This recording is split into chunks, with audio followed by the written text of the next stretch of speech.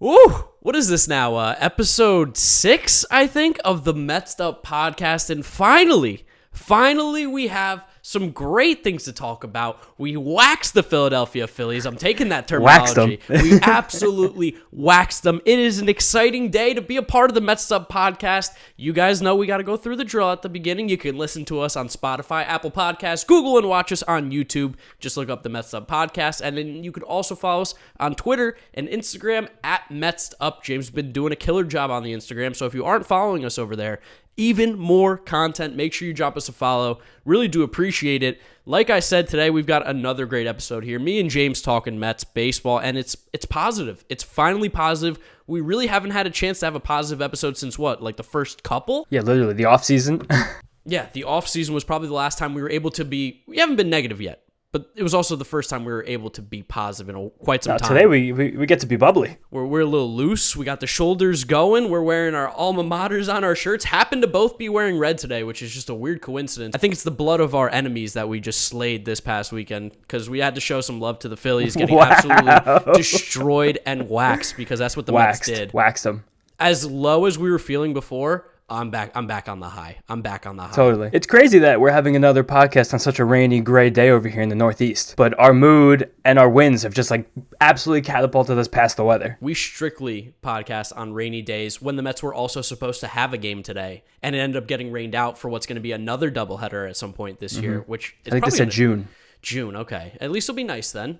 I'm tired of these doubleheaders, even though we did sweep the Phillies in a doubleheader the other night. I like doubleheaders. Doubleheaders are fun. The seventh inning thing is a little weird still. It's hard to keep track of, but it's so fun that you can have a game that just have another game. Watching the Mets for 5 straight hours, there's no better way to spend an afternoon. A little costly at the ballpark. I think we had ended up being 6 or 7 beers total, and it was man, that's just $100 to alcohol gone right there. So.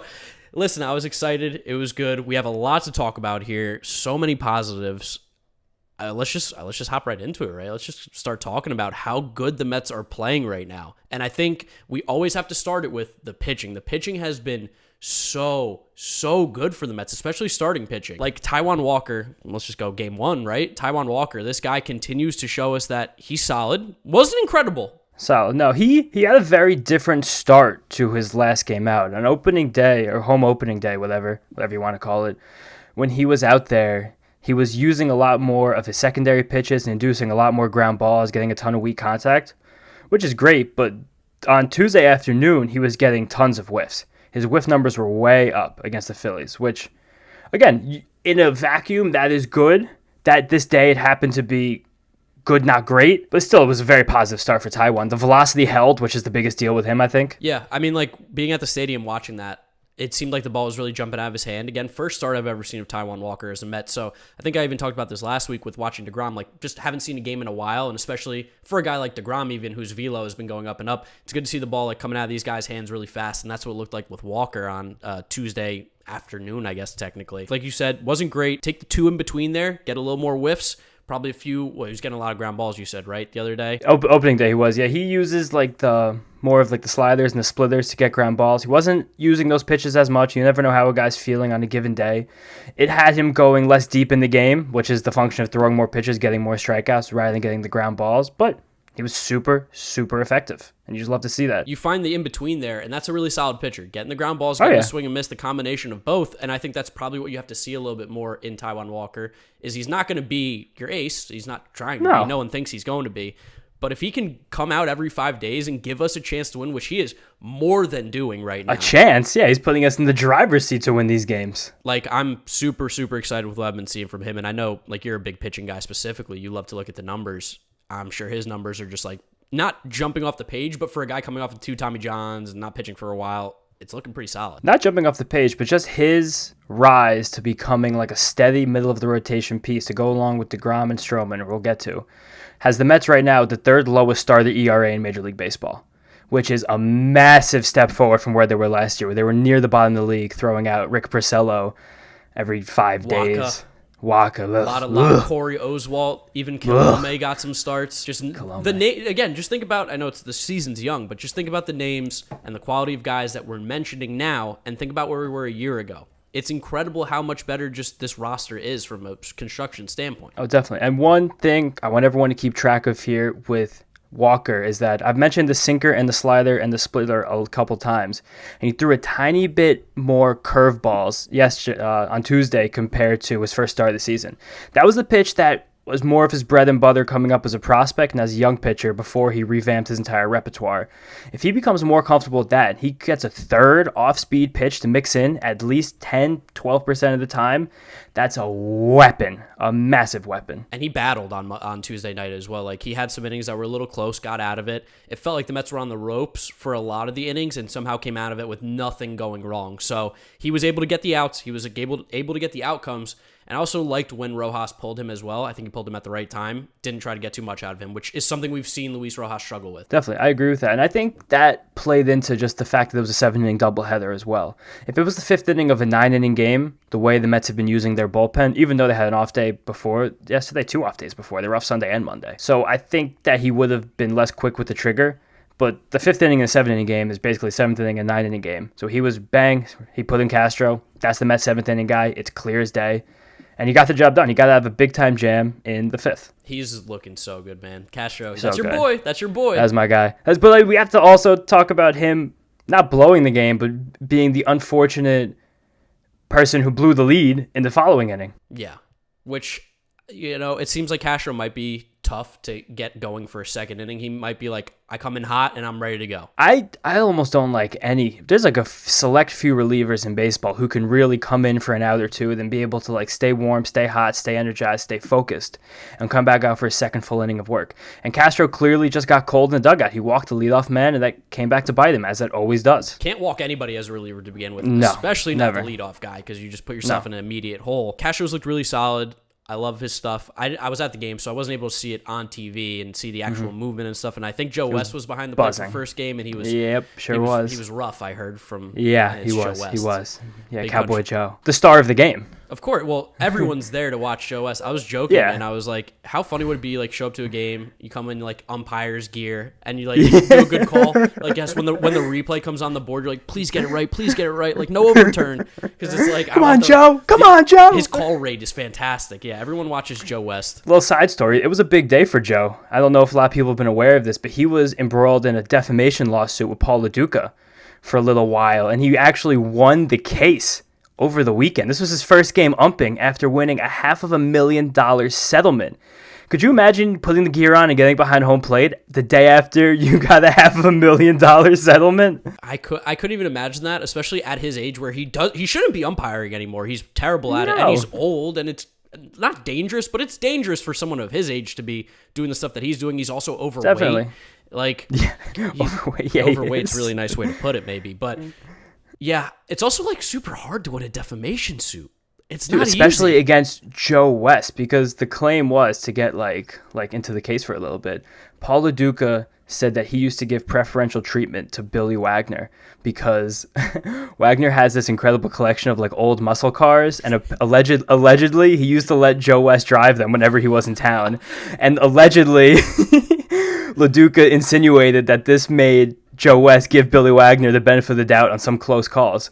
But if you look at Joe West's checkered history with the strike zone, it's impossible to prove that. The guy hasn't had a consistent zone in 20 years. You would need someone who works for the Rays to prove that. Yeah, and that, even then, like, you probably still don't have a case, as we can see by him getting a big chunk of money for that case. So, and sticking to the game, baby. Love of the game. For the love of the game. Yeah, but enough of Joe West. Yeah, back to baseball. Back to game one. Just we had to tangent a little bit here. Dom Smith, off of our boy Chase Anderson, who Young Chase stinks. Chase Anderson stinks. 2 wins off Chase Anderson for the New York Mets. 2. And it should continue the rest of the year. Many more to come. We should only be getting W's off of Chase Anderson. Every time he steps on the mound, the Mets should be salivating. There should be water dripping from their mouth because, as we've said, if there's a list of pitchers that we want to face in Major League Baseball that we have a shot to get a hit off of, it's Chase Anderson.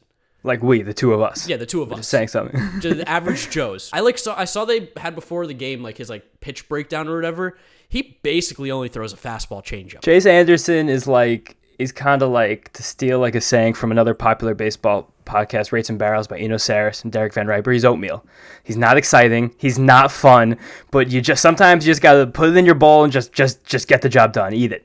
Helps you poop. Which the Mets did, sort of. Like, he actually didn't end up it should have poorly, but... but he did this exactly the last time, too. Well, they were able to chase him. So, which is getting the Phillies bullpen's win in and of itself.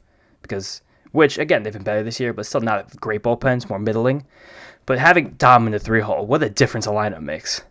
Every game this series, he was contributing right away. It's nice to not have an automatic come out or automatic out come up, especially when Nimmo just refuses to get out now. All he literally does is actually get on base more than he gets out, which is an insane thing to say. I don't care how many games of the season. If you were getting on base more than you get out, you're in Barry Bonds level territory. You're in Mike Trout territory. You're doing things that statistically shouldn't be happening.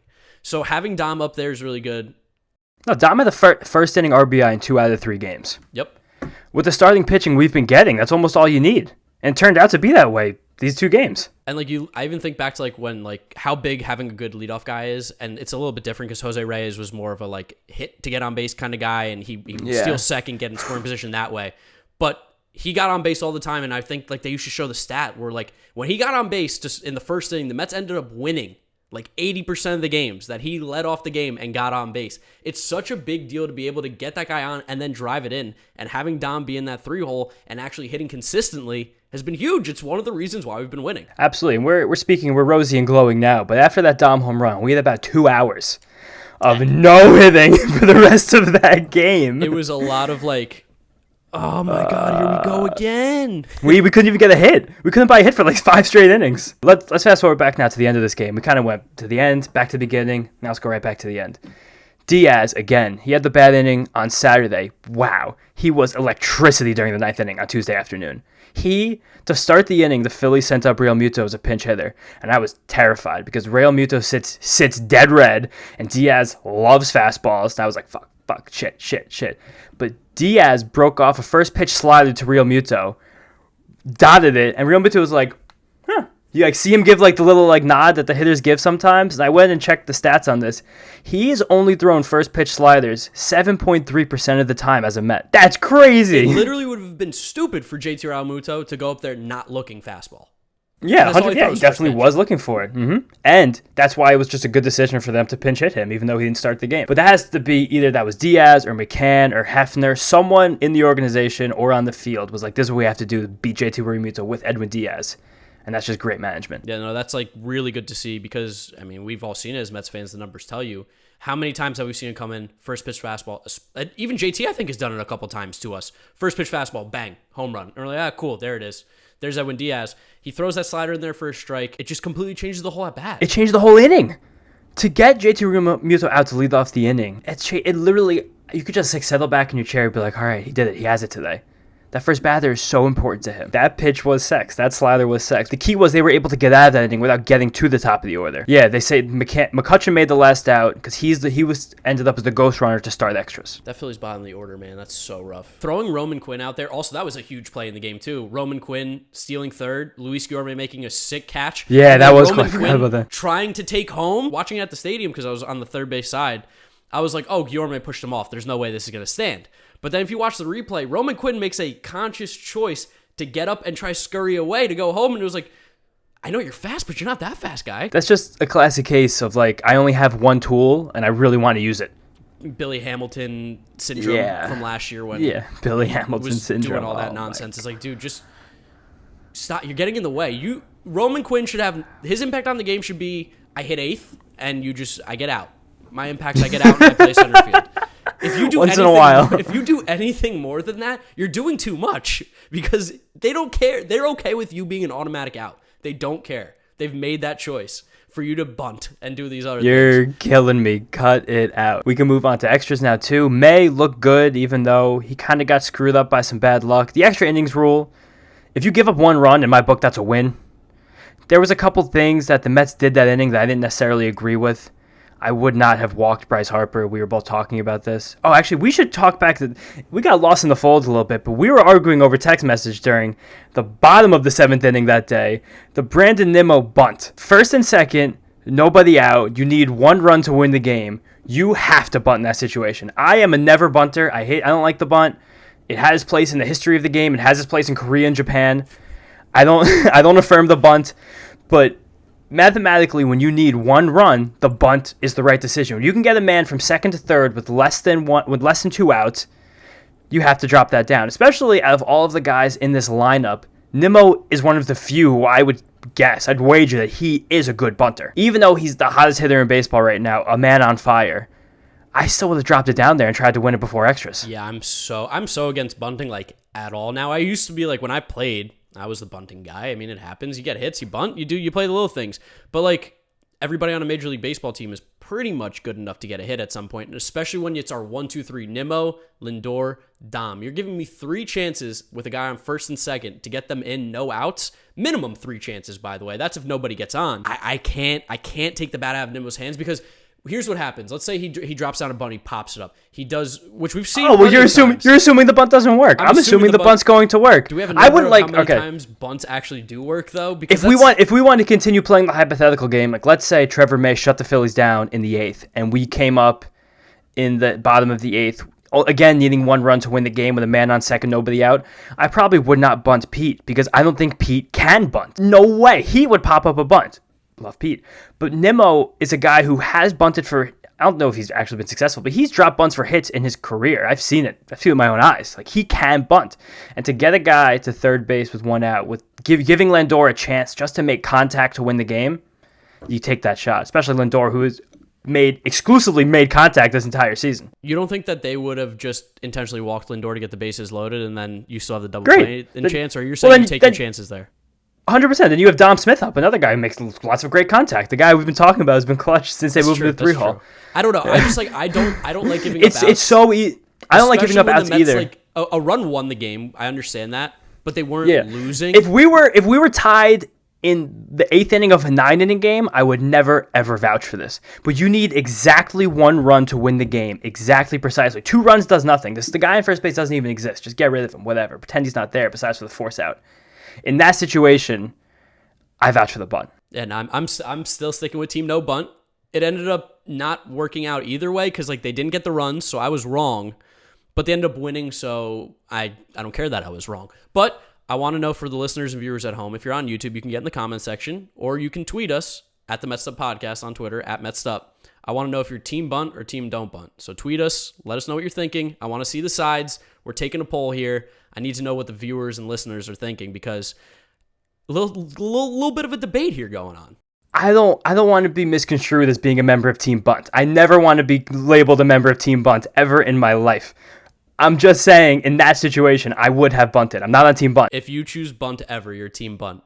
You're either on the team or you're against it. You can't be picking sides. You can't be whatever's convenient to your conversation and argument. I'm Team Bunt while tied as the home team with a man on second and nobody out. That's when I'm Team Bunt. Scenarios. That I'm Team Bunt. Yeah, I don't even know if I have enough characters to put that in a tweet, but that's the Team Bunt I am on. That's fair. But yeah, let us know if you guys are team bunt or team not bunt there. And back to extra innings because we were talking about how electric they was. Talking about not walking Harper, which like we said we both hated. And at the end of the day, it didn't really matter. It didn't do anything. No, it didn't. But I guess I don't like that move. I don't either. I see that without JT Realmuto in the lineup and that being followed by Bohm Gregorius rather than Realmuto Bohm Gregorius, you don't want Harper to beat you. But I hate putting free guys on base when you're in a tie game. Especially when you're like, Alec Bohm has not been killing the Mets, but he's been pretty clutch, and it seems like he's going to be a guy who's a thorn in our side for the next decade plus. It kind of worked out in a way, but I don't like putting base runners on when there's that much chaos already with the extra innings. And which is crazy because I think in years past I would have said walk Harper in a heartbeat. Don't let Bryce Harper beat you, but now the Phillies do have some more hitters where it was like, Bohm can hit a home run. Didi can hit a home run. Not that I thought they were going to in that situation, but the way things have been possible. The way things that go for the Mets sometimes, they go, okay, now it's a 3-run deficit instead of, especially like you said in extra innings where that's it. It's basically sudden death now with how it works. Yeah, the way that the extra inning rules are set up, you'd almost rather be the road team because when you take that first at bat, you can deliver a knockout punch. When Harper was up, it was a run wasn't in yet. They had an out. It was just man on second, 1 out, correct? Yeah. Hoskins, yeah. So that's just crazy to me. Like that situation where Harper's not exactly like he's never gonna hit 300. Like he's not really a put the ball in play kind of guy. He's a 3 outcome guy. You know how you got to think about it too. You're basically putting, because you got to assume like, okay, you have a chance automatically when you start that first inning in extra innings to put up 2 runs on the board with 1 swing of the bat automatically. By now putting Harper on for free, and I know it's like to force the double play, but again, Trevor May's not a ground ball pitcher anyway, so it doesn't really matter. You're automatically giving yourself, you have to have 3 guys come to the plate kind of thing. Even though he did get ground balls right after this. But we just couldn't, yeah. It was like, you automatically have a chance at 2. You don't have a chance at 3. And you were giving the Phillies a chance to put up 3 on the board right there. There's like no way to really say it, but like it's like the classic, like you don't put the tying run or the winning run at the plate or whatever it is, whatever the saying, I don't know what it is.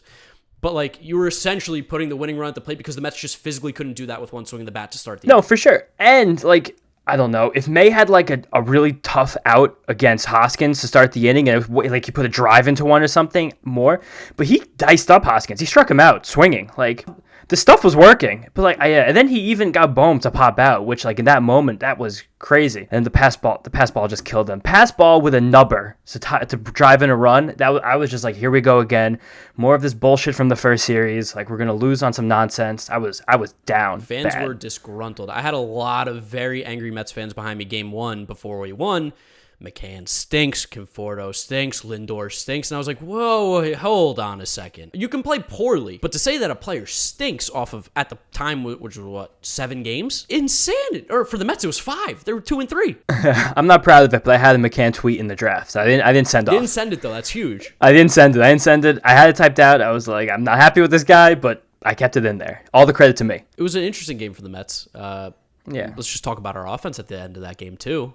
Really stepped woke up. We finally woke up. Stepped up. All we needed was a free guy in second base, I guess. Game 1 was when Conforto got hit by Alvarado, right? That was game 1. That was the 5th inning, the 6th inning. Okay, well, if it's not game 1, I'll edit it out. But if it is, you're going to continue to hear this.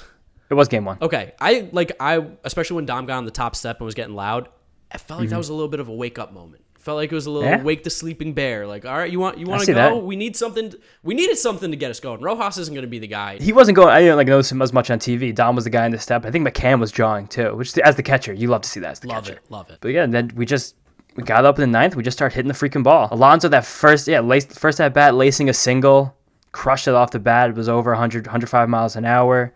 McNeil busted for a fielder's choice that preserved the entire inning. That was huge. Just twice Didi kind of took an in-between hop and screwed up a double play this series. He's a terrible shortstop defensively. So. Yeah, he's not very... Keith was ragging on him. He was like, does he not trust Segura? Like, what's he doing? That's just the wrong play. Pretty funny. I love to talk about how average Didi is in the grand scheme of shortstops, and it gets people so No, he's super average. But he's not good at the field, and he just hits home runs. That's kind of it. But that's not why they lost the game anyway. They lost the game because Jonathan VR, of all people, steps up to the plate, smokes one to left field, and crushed it. He stepped up, and I went, "Oh God, man, VR! I'm tired of watching this guy hit. He's 0-2 every time." We were texting about it. I was like, strikeout. You're like, for sure, no doubt. We're like, never mind. Boom. Shows us. Fuck you, Mets podcast. You don't know shit about me. No, listen, I'll take it. I'll be wrong. Hell yeah. Good win. Mets needed that. Great win. And it carried into game 2, as we could tell. So carried into game 2. Oh my God, the fucking Stro show, baby. Stroman's good, man. Stroman's good. He's so good. Really good. And like the chip on his shoulder thing now is even better because it's like he's shoving. Definitely. I think a lot of people around baseball kind of forgot how good he was. He was in that like upper echelon of American League pitchers for a couple of years with the Blue Jays before the World Baseball Classic and the ACL, which he had some knee problems, he had some arm problems, but he looks true to form right now. Really sharp. I didn't see the like miles per hour on all his fastballs and stuff, but it looked like it was coming out pretty good. No, yeah, everything was good miles an hour wise. This was kind of the reverse of Taijuan, where he was more weak contact this game rather than whiffs and strikeouts, which is generally more of his game. I think he's wanted to become the strikeout guy for a couple of years now because he sees the impending free agency and he knows how and why people get paid, of course. He really, really bumped up his sinker usage in the start, much more so than game 1, that's his bread and butter, even though he was getting many more whiffs with his four-seamer and then his cutter slider, the sluther for the people at home. The sluther, it's in between a cutter and a slider. And Savant doesn't really know how to lay them up sometimes, so he says both, even though they have similar break. But again, whatever's working is working, and we had a ground ball day. He had a great ground ball day.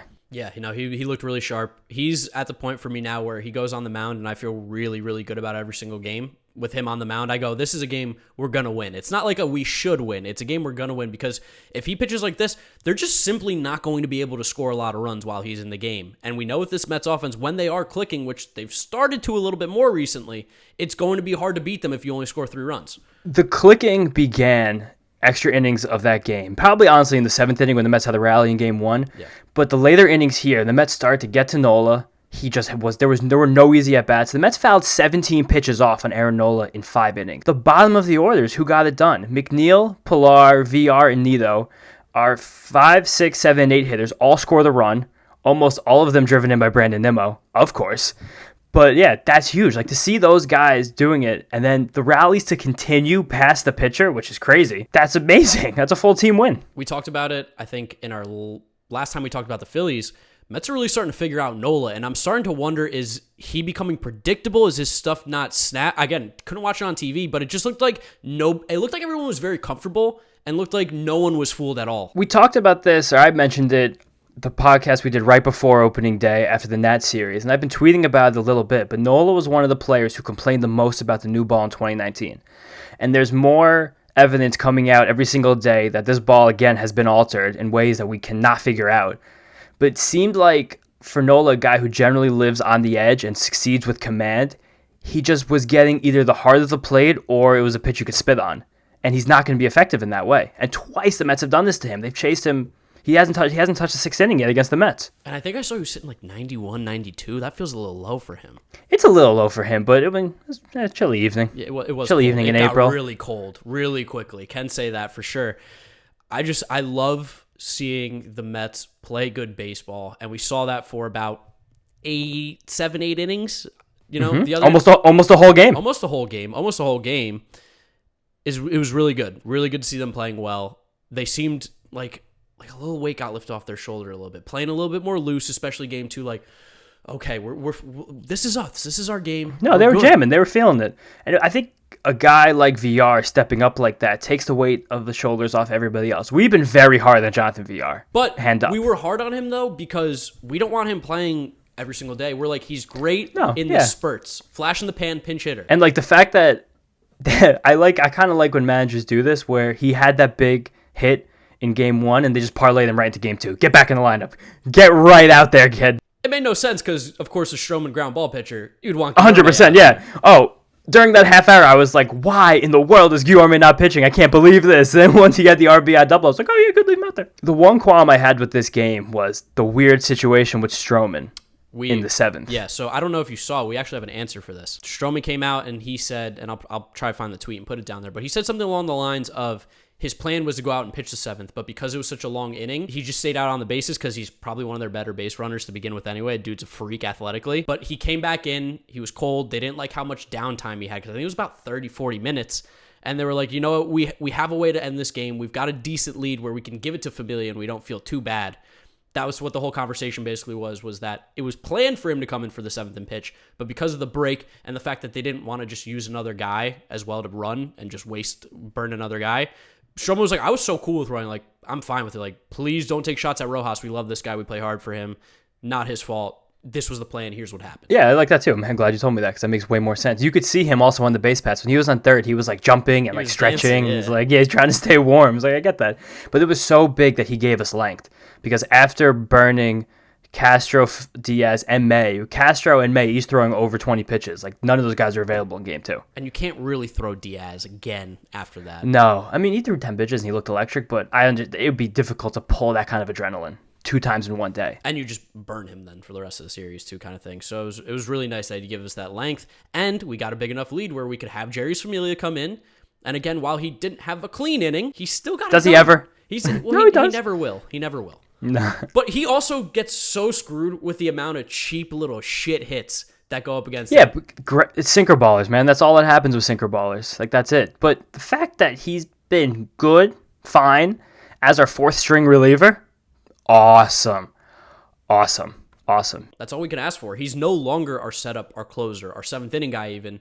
him being effective as our fourth, and he will be our fifth option at some point. That's huge. For Definitely. The bullpen. He's part of the B team, and you need to have a good B team because we're playing every day. This is baseball. And then game 3. What a performance at David Peterson. That's the start of the show. This was the Peterson game, definitely. This was it. He looked really, really sharp. 10 Ks, which he's not a strikeout guy. He's not a swing and miss guy like that. 10 Ks was kind of surprising, especially against the Phillies lineup that destroys left-handed pitching and really roughed him up the other day when he made a start against them in a week. Crushed him the other day and crushed him last year. Like, you figure, there's always kind of like a dichotomy of that argument where it's like the hitters have seen a guy, so they're going to hit him better, but the pitchers have also seen the hitters, so they might have different scouting reports and their weaknesses. People always kind of use that to fit their own narratives, so we're going to do the same right now. And Peterson just got used to the Phillies. I guess he saw some holes.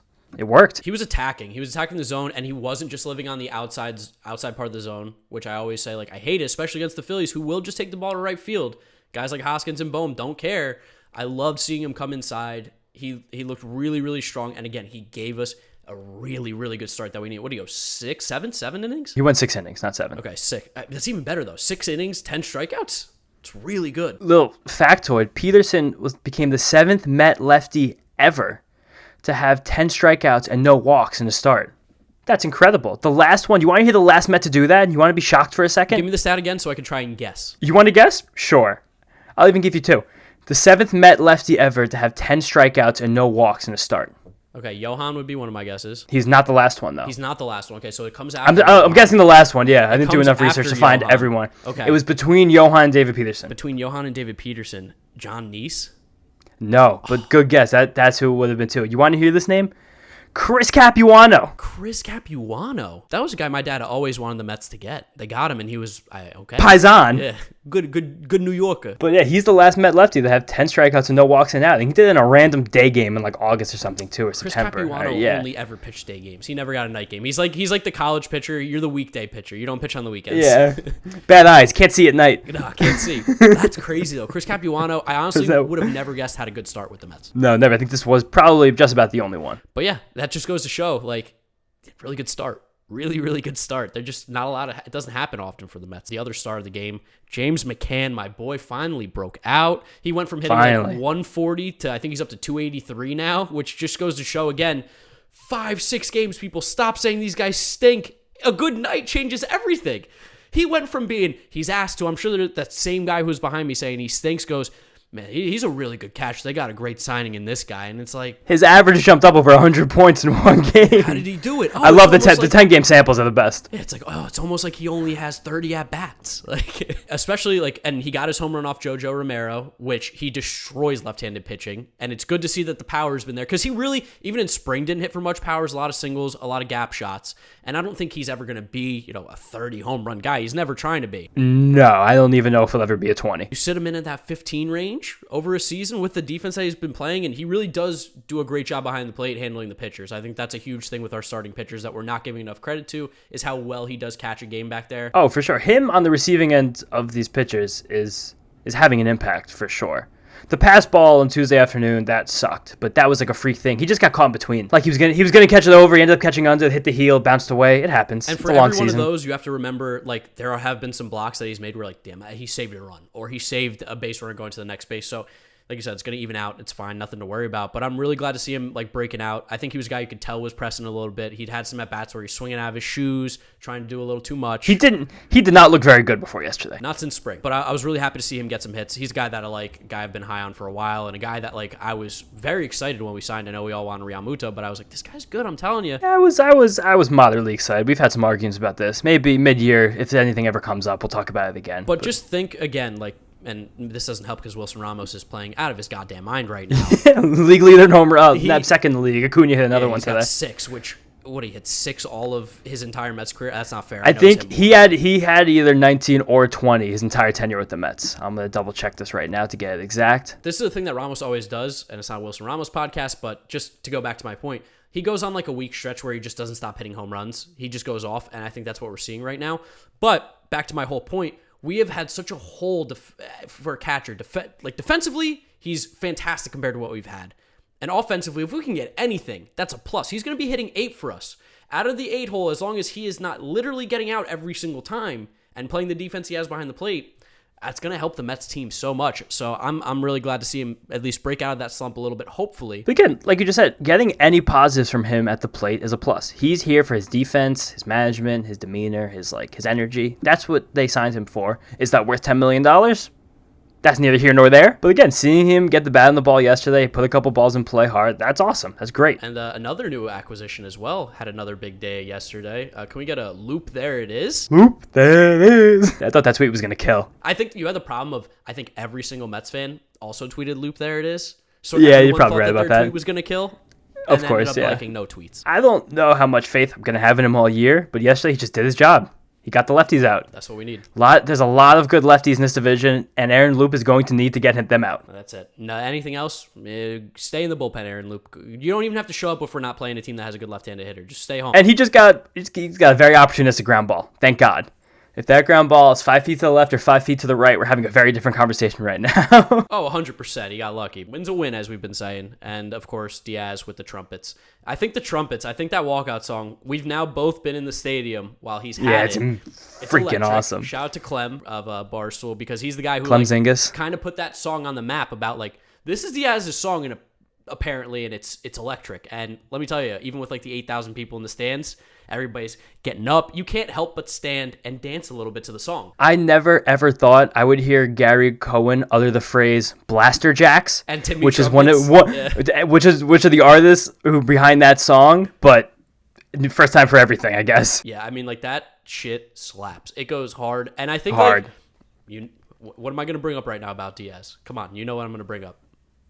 Get to it. World Baseball Classic. He loves oh my God. the energy. He loves the excitement. He's a dude who needs a little chaos going there. He needs some noise. He needs a little bit of craziness going on. Mark's a bigger fan of the World Baseball Classic than the ambassador to Japan. No one else cares more about the World Baseball Classic than those two people. I love the World Baseball Classic, and I loved how Edwin Diaz pitched in there. And I think when you play that music, everyone's jumping and getting loud. He gets back into that zone, and he's filthy, and he's shown it. What a take. What a freaking take. Put that in the books. That's going to be the highlight for the Instagram video. Edwin Diaz feels like he's in the World Baseball Classic when he hears Blaster Jackson, Timmy Trumpets. That's why he's been pitching so well. They got to have, when the stadium's full again, we got to have a night where the trumpets are an item. I mean, that's just...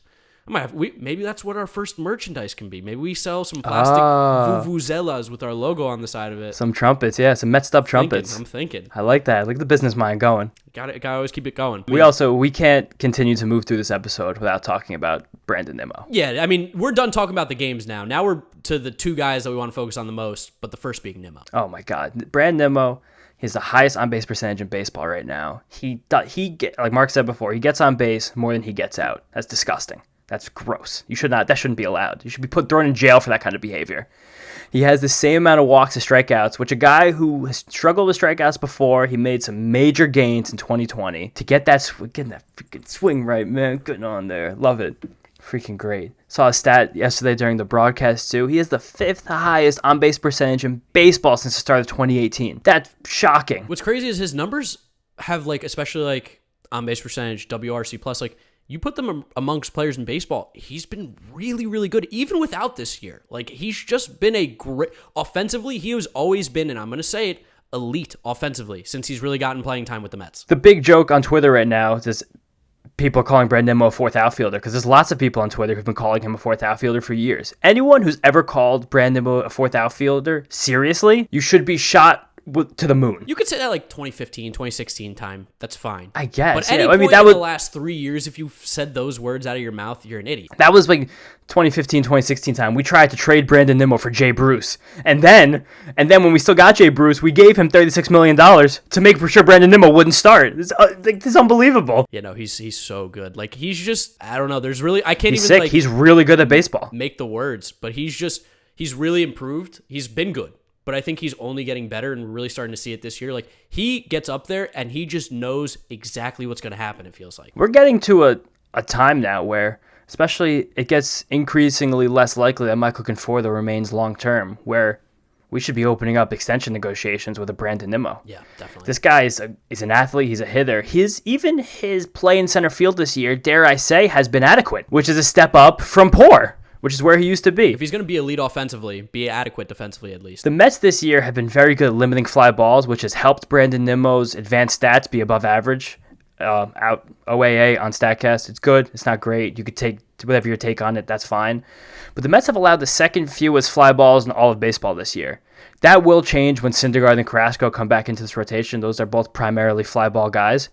But when you're not allowing a lot of fly balls, it's pretty good that you have a poor defensive outfield. There's a reason people get so enthralled, good word, with launch angle. And it's because when you hit the ball in the air, you tend to get better outcomes. The Mets are limiting the ball in the air. That's why their pitching is doing so well, partially in reason. Definitely. There was a good Twitter thread a couple months ago during the offseason from one of the head guys at Driveline Baseball Academy where he said, would you rather get a swing and miss or a ground ball? And there was a great conversation with a lot of brilliant baseball minds that exist all over Twitter. And it's a very interesting question because you can almost never get killed with a ground ball. Ground balls become, to a degree, lucky. Based on your shifting, your defense, just if a ball finds a hole or not. Getting this many ground balls is awesome, especially with how good our defensive infield is now, which is it could transition us to the second guy we're going to talk about, who's playing great baseball, Francisco Lindor. And people are going to say great baseball. He's hitting 223 and he has an OPS below 650 or whatever it is right now. But this is a guy you got to dive a little deeper into the numbers and you got to understand he's coming. He's coming. He's been getting more hits too recently. He's doing things at the plate right now that are unfreaking believable. He is walking a ton more than he's striking out, more than 3 times more than he's striking out so far. That's you cannot fail as a baseball player if that continues. He will regress, sure, but his whiff rate right now is better than 99% of players in the league. He's not swinging at bad pitches. He looks so in command of the plate. He's just not finding the gaps. He's not making the perfectly solid contact that you're used to him making consistently. Yeah. But he has gotten that max exit velocity already into the top 10% of the league. He's put the ball in play at 112 miles an hour. More of that is to come. Once he gets more comfortable, if he can retain these gains in plate discipline that seems like he's made, and also just the benefit of hitting in a much stronger lineup than he ever has in his career, there's going to be a hot streak coming. And a weekend in Colorado is a great way to push you into a hot streak. Yeah, weekend in Colorado could really help out guys like the Mets, but it's also a series that I'm just not looking forward to. Yeah, no, I'm upset. I said a hot streak in Colorado because I'm trying to be positive, but this actually looks like going to be a disgusting 2 days in Colorado. The notes say snow and cold, what the fuck? That's what our notes say, because I think right now the forecast is sub 30-degree temperatures. No, this Saturday... First pitch Saturday is supposed to be thrown in the high 20s. Yeah, sick. That's fun. Disgusting. And there's snow coming as well. Yeah, for 2 days. It's Denver in April. We usually play this Rockies series in August. We usually get a nice 3 games in Colorado, a nice 4 games in Arizona. We hit the piss out of the ball. We come back to Citi Field winning 5 out of 7. That's how this always goes. How in God's name did Major League Baseball, first off, give the Rockies this many home games to start the season off in April? Know. And then how are you having a team from the East play the Rockies at home in April? If anything, the Rockies should be coming here at the absolute worst. There is no world where the Mets should be playing the Rockies in April. And this leads us to the next thing. Because of the rain out today, Jacob deGrom is starting tomorrow in Colorado, and I don't want him on the mound at all. I want Jacob deGrom. Honestly, I don't even want him to get on the plane. No, keep him in New York. Keep him bundled up in his apartment or his house, wherever he lives, an extra sweatshirt on or something, maybe a beanie, a hat. I don't want this guy to be cold for a moment. No, I don't want him to step foot in Colorado because here's what the positive is you get out of the Mets pitching Jacob deGrom in Colorado. You beat the Rockies. Guess what? You should be able to beat the Rockies, honestly, with anybody that the Mets have on their pitching staff right now. This Rockies team is horrendous. This would be a great time for Robert Gsellman's debut. Yes. Give us 3 or 4 innings to start the game. Pitch against Chichi Gonzalez or whoever's going to pitch for the Rockies in these games. The Rockies consistently, just because of, it sucks that they have to build a team in Coors Field, but they have never had good pitching, and until they overhaul the organization, will never have good pitching. We should be putting up football scores on the Rockies for 3 games. I don't want to see Jacob deGrom pitch. Yeah, no, he should not be touching the field. I get it. He probably wants to stay in his like schedule as well. He's a guy who's made it very clear from the start. He's like very regimented in how he does his off days, and he wants to pitch every X amount of days. Send him to Citi Field with Ali Sanchez and throw a simulated game. I don't care. Ali Sanchez on the Cardinals. We can't even use him. Get Pat Mazeika. I forgot he went to the Cardinals. Get Pat Mazeika out there. I'll take at bats. I'll stand there and I'll wave at 100 pitches, whatever he needs to do. Tomorrow is Chichi Gonzalez. God. The fact that He's on the schedule. Gonzalez, sorry Chichi, you're now the new Brett Anderson of this series. Yeah, and Chase Anderson. Oh, they both are boring. Who cares? They both are guys I'd love to face. Who cares? Chichi Gonzalez, especially in Coors, sign me up. The Mets need me to pitch tomorrow, maybe. I'll do it. I'll hit too. He's on the list. Chichi Gonzalez is on the list of guys I'd like to hit against. 100%. I couldn't tell you anything about Chichi Gonzalez except for the fact that he's pitched for the Rockies for way too long. However long it's been, it's too long. Sorry, Chichi, you might be a nice guy. I'm sure he's a great guy. Fun name. The combination of your name being Chichi and the fact that you just haven't had success typically in the majors. You know what? How about this? Fuck Chichi Gonzalez. He went to Oral Roberts. I'm still not over that. The Mets, like you said, I mean, if we don't see, I need to see 30 runs out of 3 games. And if we score 30 runs, I think we're going to do pretty well. Because outside Trevor Story and Charlie Blackmon, there's pretty much nobody on this team that can hit. They still have some hitters. I mean, never in years past is going to be statistically the worst home Rockies offense that we've ever seen. Because their worst ever, I was in a little Twitter argument with someone else today talking about fantasy baseball, but their worst ever hitting team was 2013. That team had Charlie Blackmon. The team still had Todd Helton. The team had a young Corey Dickerson. The team had some bats. Carlos Gonzalez in his heyday. This team has no bats. No, it's Story and Blackmon. Except for Story. Blackmon, McMahon's okay sometimes. Tapia's annoying because he'll just get a hit, little slap. You love Tapia. That's your guy. He's an electric factory, and he's the most exciting player in baseball. I will never deny. I'll never deny that. Raimel Tapia in the World Baseball Classic. This guy talks about baseball for a living. I would love to face Raimel Tapia. He'd be on my list of guys I want to pitch against because he has horrible plate discipline. He swings at every single pitch you throw at him. Mets, if they play any games in Colorado, which I seriously wouldn't be. Yeah, we could definitely have a cancellation or two. Sunday looks nice. We might get 2 games in on Sunday. If Sunday's nice in 7-inning game, send DeGrom out there. Just tell him pitch the first game, take a half-hour break, and then give me the first 2 of the next one. Yes, whatever you're going to be able to do, whatever you need, you'll be able to handle it. You'll be fine. It's a 30-minute break in between every doubleheader games. He's had a 30-minute break in innings. It's a long inning. Yeah, just think it's the It's also Coors Field. Every other inning's a 30-minute break. You're going to hit for 11 batters. Yeah. That's how it works. Mets have to smack around the Rockies. These are like bury them. These are the games, especially right now. With like the Mets are playing pretty good baseball. A lot of the National League East is struggling right now. They're beating up on each other. These are 3 games that you should win. I'm not going to say you got to sweep them. That's tough to do in baseball. No matter who you're playing, hard to get a sweep. But these are 3 games that if you can get 3 wins, that's really big when you look at the win-loss column at the end of the year. Getting 3 against the Rockies.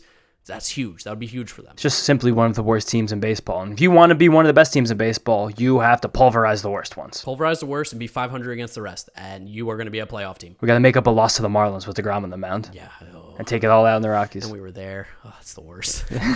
That's painful. Right, well, it's a long summer. There'll be better days. But positive episode today. Really, great episode. Really good vibes. Mets are looking good. Mets are playing good baseball finally. Starting to really click and feel good. All the negatives that we had, Conforto's really the only guy who's still looking pretty horrible at the plate. Otherwise, everyone else is at least giving us something to look forward to. When's the last time Michael Conforto got a hit? Yes. 2020? I don't know. Like, it's been too long.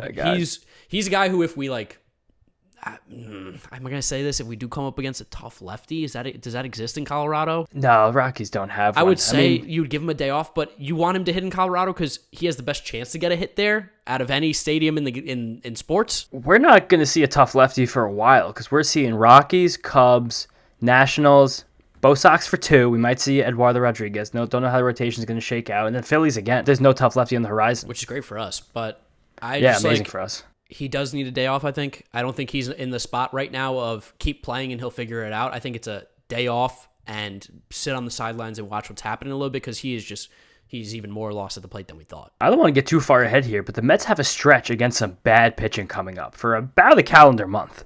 Rockies, Cubs, Nationals going to miss Scherzer, apparently right now. Red Sox, Phillies again, good pitching, we've hit them. And then Cardinals, you see the Diamondbacks, they have a couple nice pitchers. And then it's not until you see the Rays 2 series after the Diamondbacks where let's get the offense rolling here. We thought we were going to be one of the better offenses in the league that hasn't materialized.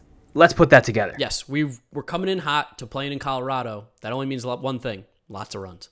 Lots of runs are coming. Let's do it. We waxed the Phillies. Time to what's mine the Rockies. Is that the appropriate that was term? Tough. Are we gonna cut that? No, I'm keeping that in there. It's terrible. I'm gonna keep it. was foul. Someone come up with something better. There has to be something. That's our bad take of the day from Mark. Yeah, let's mine the Rockies. Let's mine them up. Let's drop some TNT and. You gotta stop. That's it. Episode 6, everybody. Let's frack the Rockies. Can I say that? This is terrible. Mark wants to get rid of the national parks. I see. Yeah. If you're watching No this nature, on YouTube, Mark. I'm about as red as my shirt right now because I'm swinging and missing as bad as anyone ever has. Thank you for listening. Look at Conforto up there. Oh. Hey, yo, good friend. He's a nice guy. I hope he comes I out love here Conforto. one day. Conforto's gonna get hot this week. But I think that is the great spot to end episode number 6 of the Mets'd podcast. James Shiano, Jeter had no range. Mark Luino, GiraffeNeckMarc. You know us all well by this point. Thank you for the amazing support you guys have continued to show on the channel. You know where to listen to us. Apple, Google, Spotify, all those places we'll be able to be listened to. And you can watch us on YouTube if you want to see a video with it as well, because sometimes I put some clips in there. We'll see how I'm feeling today. Got a lot of work to do. MLB The Show comes out at midnight. I might be playing. We don't know, but... Nice plug. Yeah, nice plug. They didn't pay me for that. They should have. But they didn't pay you for that either. They should have. But no, yeah. I'm sitting here with that MLB The Show. Sucks to suck, man. Sucks to suck. Unbelievable. Rude. Disturbing. That's how I would explain it. But episode 6, we've been rambling for enough. Bye.